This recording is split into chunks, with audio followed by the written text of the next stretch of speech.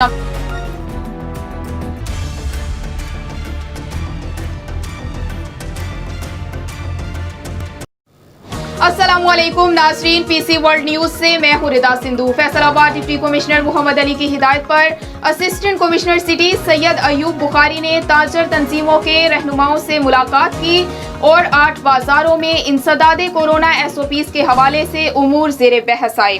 हमारे नुमाइंदे खुसूसी पाकिस्तान गुलाम दस्तगीर की रिपोर्ट के मुताबिक इजलास में बाजारों में बाज़ ताजरों की जानिब से नाजायज़ तजावुज़ात, फट्टे लगाने वगैरह और मोटरसाइकिल्स की आमदोरफ्त पर तशवीश का इजहार किया गया। इजलास में इस बात पर जोर दिया गया कि ताजर बरादरी हुकूमती इक़दामात और SOPs पर पूरी तरह अमल करे ताकि तिजारती सरगर्मियाँ जारी रहें।